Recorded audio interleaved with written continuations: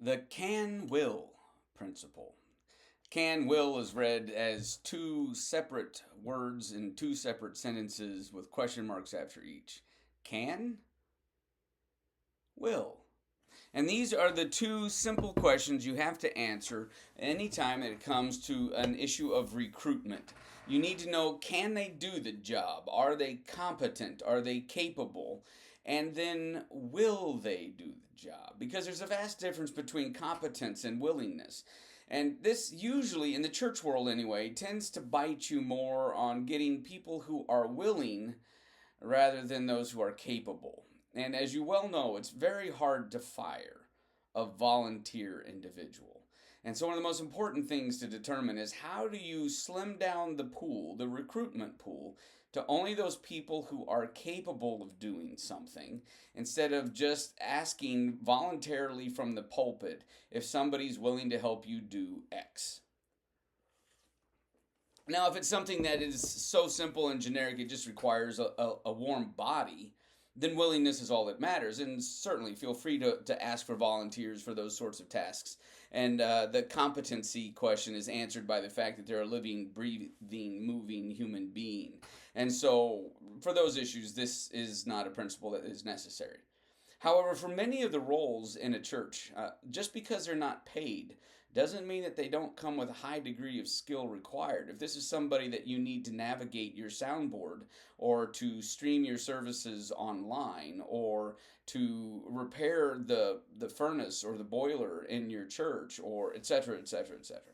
Now, some of those questions are answered in churches if you're in a suburban community where you have more money than you have willingness or availability of time of your people.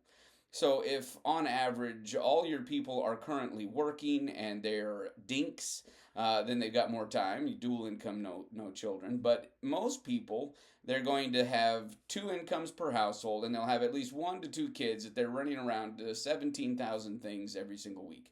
And so, in some suburban churches, the can will tends to be people you hire to do it because you can't get people to volunteer to do it because they don't have the capability because they don't have the time. However, in most church settings, I would say that there's a great wealth of things that are done by the volunteer efforts of the parts of the body of Christ. And so you need to implement a means of making sure that those who are volunteering for positions are those who are capable of doing the jobs so that you don't have to wind up removing people from positions because they just can't cut mustard. So that's just the reality of the situation. You don't want gruff, angry people in your nursery. And you don't want people that are trying to discipline children as they did in 1906 in your children's ministry. And so there's just a sense in which you need to navigate the filters that your volunteers come through.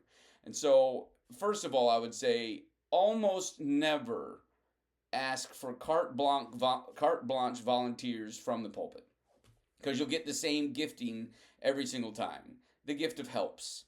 People that when they see a need, they want to meet the need. They have the gift of helps. They're helpful people. They just want to help.